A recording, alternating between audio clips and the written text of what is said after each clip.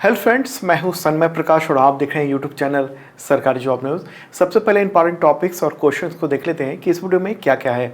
तो prime minister Narendra Modi वर्ष 2022 की पहली विदेश यात्रा में किन देशों में गए। प्राइम मिनिस्टर नरेंद्र मोदी की जर्मनी यात्रा हुई तो उस दौरान भारत के साथ कितने एग्रीमेंट साइन हुए हैं और उन एग्रीमेंट की पूरी लिस्ट और डिटेल भी बताऊँगा। जर्मनी ने भारत को क्लीन एनर्जी बूस्ट के लिए कितनी रकम देने का एग्रीमेंट किया। बहुत बड़ी रकम है, इंडिया को जर्मनी दे रहा है। अमेरिकी खुफिया एजेंसी CIA उसने भारतीय मूल के किस व्यक्ति को CTO बनाया है पहली बार। दुनिया का सबसे लंबा कांच का ब्रिज किस देश में बनाया गया है। किस देश में तैनात 1160 भारतीय शांति सैनिकों को UN मेडल्स सम्मान मिला है। इसके अलावा भी कई और क्वेश्चंस हैं, सब पे चर्चा करेंगे। तो दोस्तों शेयर कर दो तमाम मित्रों को ये वीडियो। पहला क्वेश्चन बहुत ही इंपॉर्टेंट है। प्राइम मिनिस्टर नरेंद्र मोदी वर्ष 2022 में पहली विदेश यात्रा के दौरान किन देशों में गए। तो इसका आंसर होगा उपरोक्त सभी। कौन कौन से? जर्मनी, डेनमार्क और France. Prime minister Narendra Modi 2 मई से 4 मई तक विदेश की यात्रा पर हैं और 2 मई को दिल्ली से वो चले। कहाँ चले? यूरोपीय देशों की ओर। सबसे पहले वो जर्मनी पहुँचे, उसके बाद वो पहुंच रहे हैं डेनमार्क यहाँ पर और फिर फ्रांस। तो इन 3 देशों की यात्रा पर प्राइम मिनिस्टर नरेंद्र मोदी हैं और जर्मनी पहुंच गए, वहाँ एग्रीमेंट हो गया, फिर डेनमार्क में हुआ और फिर फ्रांस की अंतिम यात्रा है। ओके, तो पहली बार 2022 में इन 3 देशों की यात्रा की। अगर सवाल होगा कि सबसे पहले कहाँ पहुँचे 2022 में वो विदेश यात्रा के तहत, तो वो सबसे पहले जर्मनी पहुँचे। ओके, जर्मनी के चांसलर कौन है? ओलाफ स्कोल्जो। ओके, एग्रीमेंट हुआ है उनके साथ। डेनमार्क की प्राइम मिनिस्टर कौन है? मेट फ्रेडरिक्सेन, ये रही बगल में। और फ्रांस के प्रेसिडेंट कौन है? Emmanuel Macron. चलिए आगे बढ़ते हैं, इसी से रिलेटेड अगला क्वेश्चन है और ये सब बहुत ही इंपॉर्टेंट है विदेश यात्राओं को लेकर, तो अक्सर एग्जामिनेशन में प्रश्न आते हैं। तो क्वेश्चन होगा 6th India Germany inter governmental consultations, उसमें भारत और जर्मनी के बीच में कितने एग्रीमेंट साइन हुए हैं। आंसर होगा टोटल 9 एग्रीमेंट साइन हुए हैं इंडिया के प्राइम मिनिस्टर और जर्मनी के चांसलर के बीच में। प्राइम मिनिस्टर नरेंद्र मोदी और जर्मनी के चांसलर कौन है? Olaf Scholz. दोनों के बीच में 2 मई को ये 6ठा India Germany intergovernmental consultation हुआ और उसी के दौरान दोनों ने साइन किए। इसके अलावा कुछ एग्रीमेंट विदेश मंत्री ने साइन किए और भी कई अधिकारियों और मंत्रियों ने साइन किए हैं। तो कौन कौन से एग्रीमेंट हैं उन सबको देख लेते हैं। तो ये तो पूरी लिस्ट है 9 की, एक 4 यहाँ पर रहा और 5 ये रहे। तो इन सब के बारे में एक एक करके डिटेल आपको बताते हैं। और यहाँ पर मैं ये क्लियर कर देना चाहता हूँ कि ये JDI है, MOU नहीं है, मेमोरेंडम ऑफ अंडरस्टैंडिंग। ये साइन होता रहा है अलग अलग देशों के बीच में, लेकिन ये है ज्वाइंट डिक्लेरेशन ऑफ इंटेंट यानी JDI। ओके, तो कौन सा है? पहला ये रहा मेरे बगल में आपके सामने, ज्वाइंट डिक्लेरेशन ऑफ इंटेंट यानी JDI on green and sustainable development partnership. तो इस एग्रीमेंट के तहत ये है कि भारत और जर्मनी सस्टेनेबल डेवलपमेंट गोल्स जो यूनाइटेड नेशंस ने तय किए हैं और क्लाइमेट पर एक दूसरे को सहयोग करेंगे। इस एग्रीमेंट के तहत जर्मनी भारत को क्लीन एनर्जी को बूस्ट करने में वर्ष 2030 तक $10 बिलियन की आर्थिक सहायता करेगा और ये इससे रिसर्च वगैरह सब कुछ होंगे। ठीक है, क्लियर हुई बात। दूसरा कौन सा है? JDI। तो JDI on the implementation of triangular development cooperation project in 3rd country. इसमें क्या होगा? तो भारत और जर्मनी दोनों के पास किसी तीसरे देश में डेवलपमेंट कोऑपरेशन करने का अनुभव है और इसी अनुभव के साथ ये दोनों देश मिलकर किसी तीसरे देश में वहाँ जाकर प्रोजेक्ट पर काम करेंगे, सहायता करेंगे। देखिए इसी तरह का एग्रीमेंट ब्रिटेन के साथ भी हुआ था जब ब्रिटेन के प्राइम मिनिस्टर इंडिया पहुँचे थे अभी हाल ही में अप्रैल में।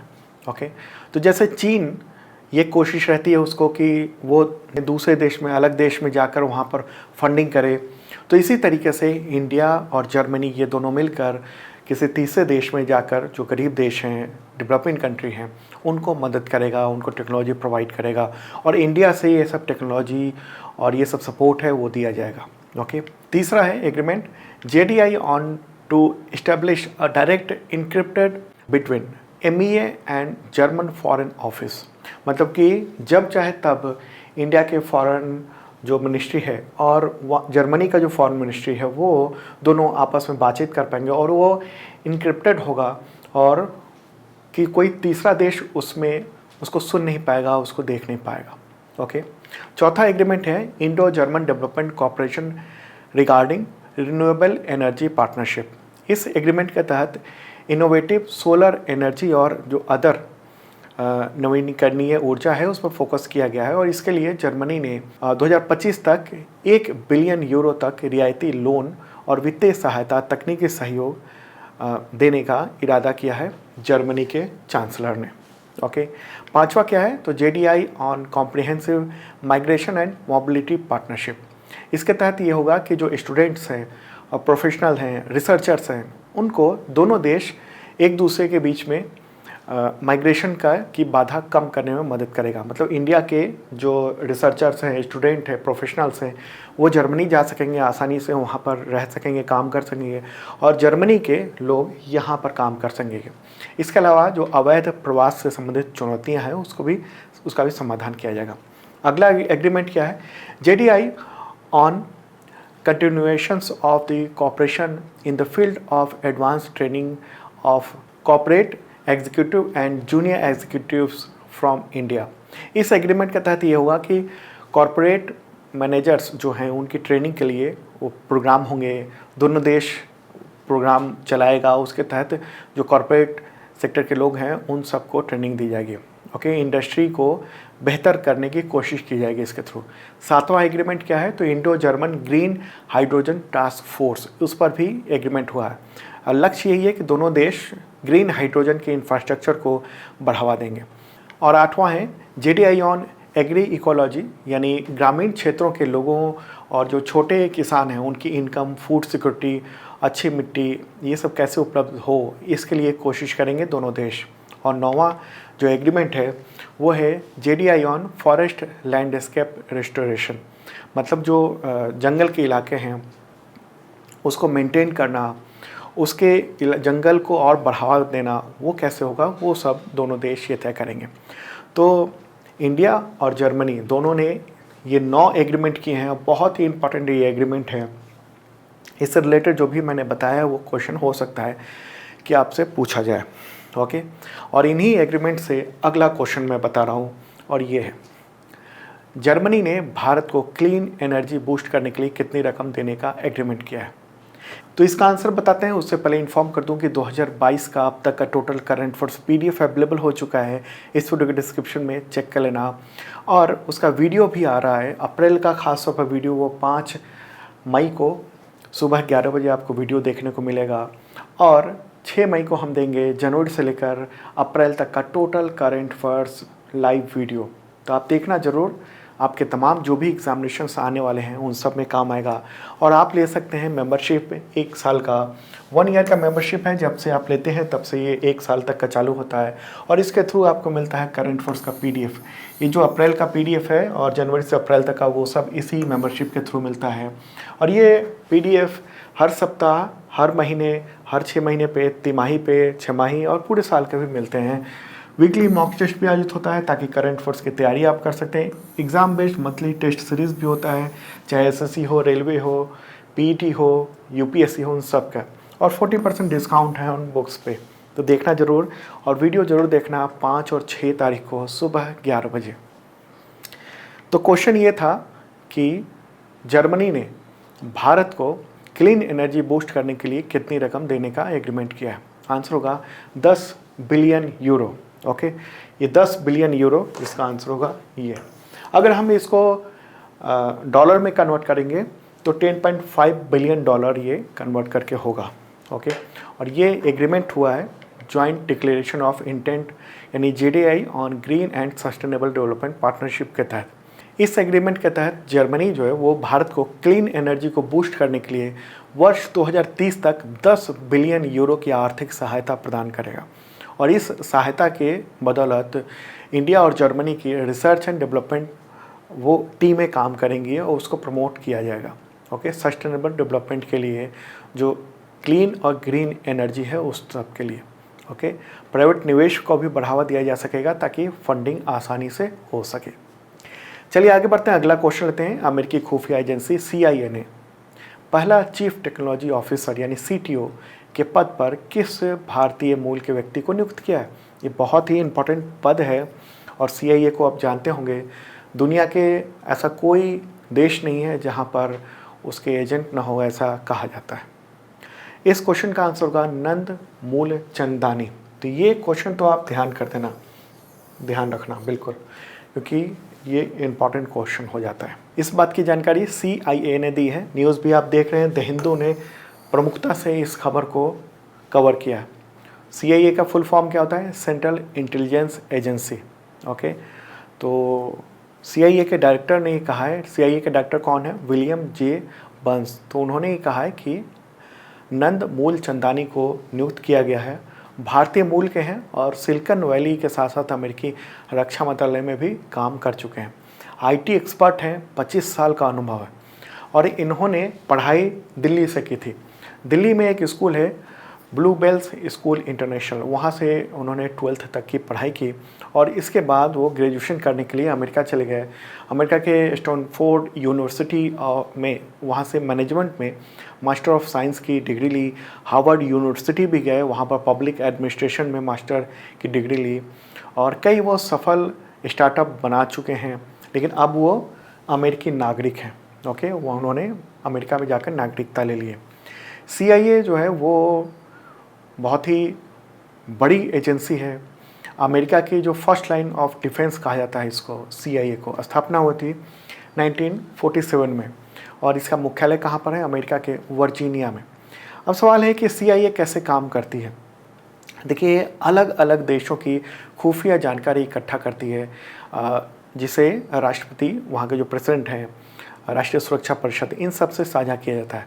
और दुनिया में ये जो मैप आप देख रहे हैं पूरी दुनिया का, इसका ऐसा ही मुश्किल से एक आध तो देश होंगे जहाँ पर CIA नहीं होगा। मतलब हर जगह CIA की भूमिका है, चाहे वो वर्चुअली चाहे वो फिजिकली उसके एजेंट मौजूद हैं। इसका बजट अगर हम बात करेंगे तो वर्ष 2020 में जो टोटल राष्ट्रीय खुफिया कार्यक्रम होता है, इंटेलिजेंस प्रोग्राम होता है अमेरिका का, उसके तहत 62.7 अरब डॉलर खर्च किए गए थे, यानी 4.8 लाख करोड़ रुपए अमेरिका केवल और केवल खुफियागिरी में खर्च करता है। और ये रकम 16 अलग अलग तरह की गुप्तचर संस्थाएं मिलकर खर्च करती हैं, उनमें से एक CIA है। तो CIA को कितना दिया जाता है, इसका खुलासा अमेरिकी सरकार नहीं करती।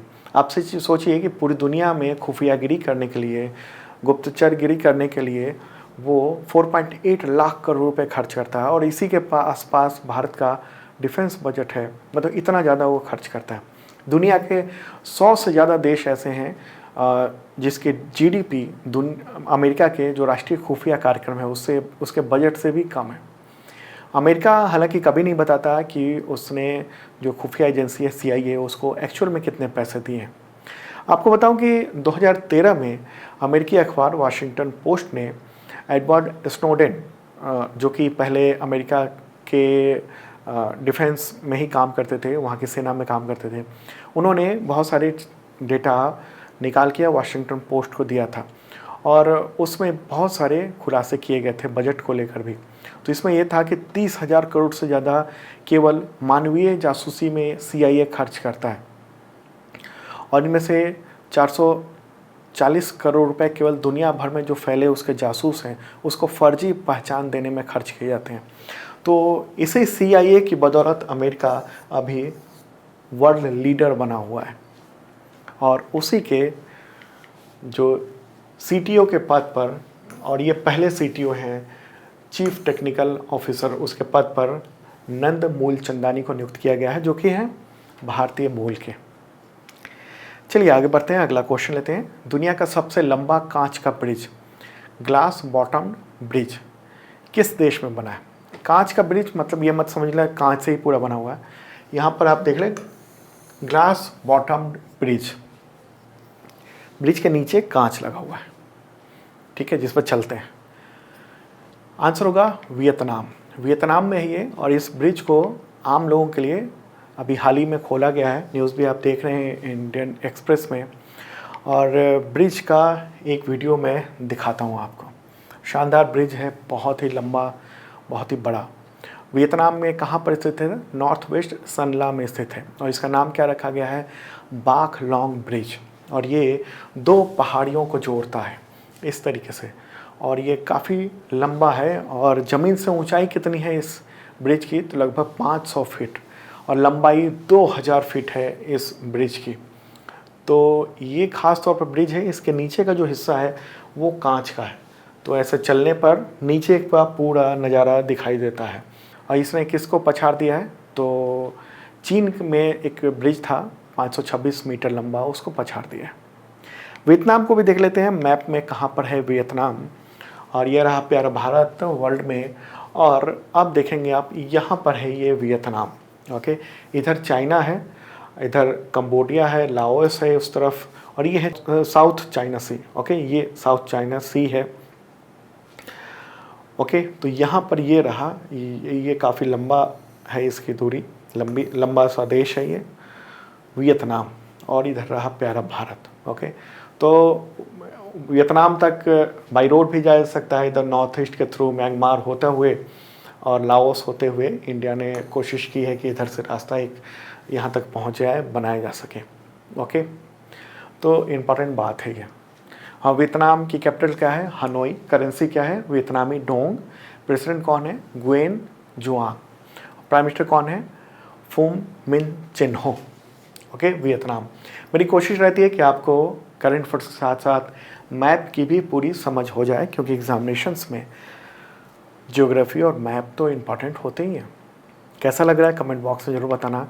चलिए आगे बढ़ते हैं, अगला क्वेश्चन लेते हैं।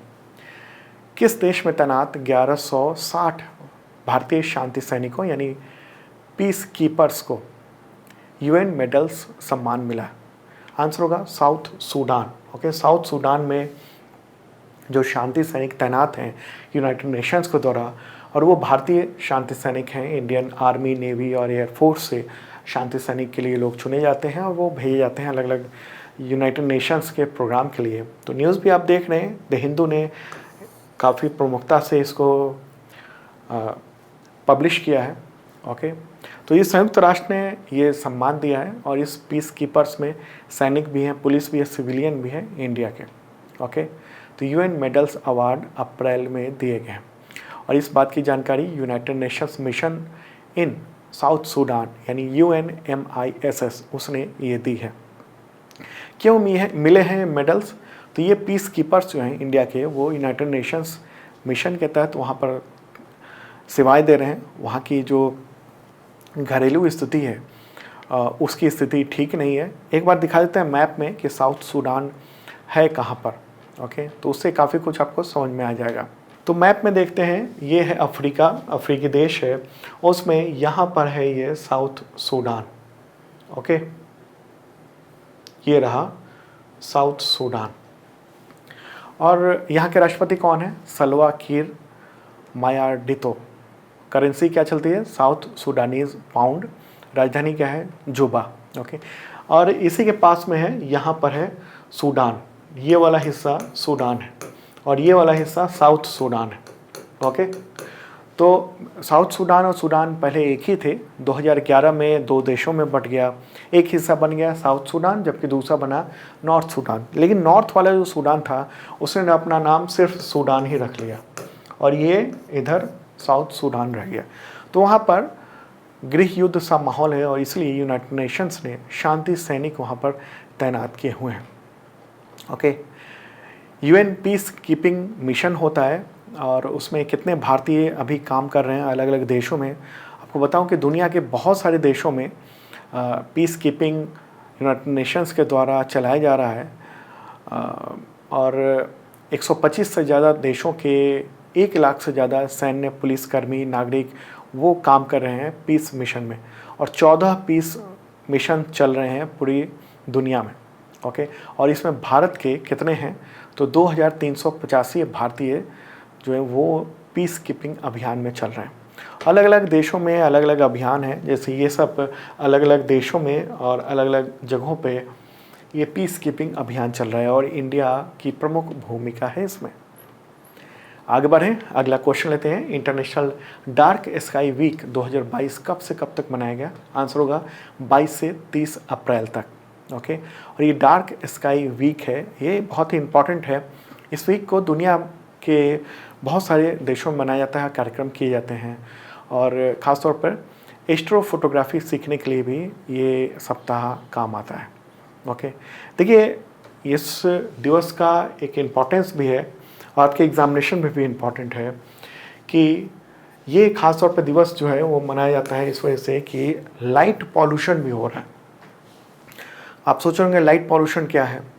रात इसलिए होती है कि अंधेरा रहे, और मनुष्यों और पशु पक्षी जीवों उन सब के लिए लाइट का अलग अलग महत्व है। दिन में लाइट चाहिए, हमें सूरज की रोशनी चाहिए, लेकिन रात को लाइट नहीं होनी चाहिए। ओके, और जब ज़रूरत से ज़्यादा लाइट होती है तो उसको कहते हैं लाइट पॉल्यूशन। लाइट पॉल्यूशन क्या है कि पूरा का पूरा शहर, जब आप रात को, अगर आप किसी शहर में रहते हैं तो आप रात को ज़रा बाहर का नज़ारा देखिए आसमान की ओर, तो आपको लाल लाल सा आसमान थोड़ा दिखेगा कई जगहों पे। तो वो क्या है? क्योंकि लाइट बहुत ज़्यादा है।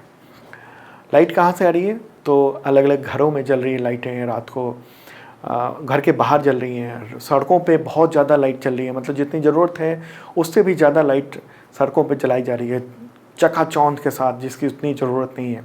तो वो रिफ्लेक्ट होकर आसमान की ओर जाता है और उससे दिक्कतें होती हैं। दिक्कतें क्या होती हैं? पक्षियों को बहुत ज़्यादा दिक्कतें होती हैं। डार्क स्काई नहीं होने की वजह से नकारात्मक असर पड़ता है उनको। वो टकरा जाते हैं बिल्डिंग्स में, अलग अलग टावर्स से वो टकरा जाते हैं। मनुष्यों के स्वास्थ्य में भी प्रभाव पड़ता है रात में अगर ज़्यादा लाइटिंग का प्रयोग करते हैं तो उसकी वजह से, और इससे धन और ऊर्जा की बर्बादी भी होती है। जलवायु परिवर्तन में असर पड़ता है अधिक लाइटिंग की वजह से। तो लाइट पॉल्यूशन जो है वो भी एक महत्वपूर्ण चीज़ आ गई है अब। अगला क्वेश्चन, विश्व टूना दिवस कब मनाया जाता है? आंसर होगा 2 मई। यूनाइटेड नेशंस ने ये दिवस घोषित किया हुआ है 2 मई को। टूना क्या है? टूना एक ख़ास तरह की मछली है जो भोजन के लिए बहुत इम्पॉर्टेंट है, क्योंकि उसमें बहुत सारी मिनरल्स होते हैं, जैसे ओमेगा 3, विटामिन B12, प्रोटीन, इन सब खनिजों से वो समृद्ध होता है। तो इसलिए इस दिवस को घोषित किया हुआ है यूनाइटेड नेशंस ने। अगला क्वेश्चन लेते हैं, मातृ दिवस यानी मदर्स डे कब मनाया जाता है? आंसर होगा मई का दूसरा रविवार।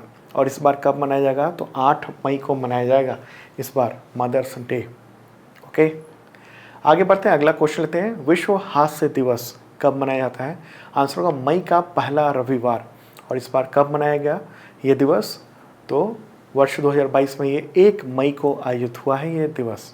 तो दोस्तों ये था इंपॉर्टेंट करंट अफेयर्स। कैसा लगा ज़रूर बताना कमेंट बॉक्स में, और देखना मत भूलना 5 मई को पूरे अप्रैल का टोटल करंट अफेयर्स बताएंगे, वीडियो दिखाएंगे आपको लाइव, और 6 मई को जनवरी से लेकर अप्रैल तक का टोटल करंट अफेयर्स होगा। तो वीडियो देखना मत भूलना।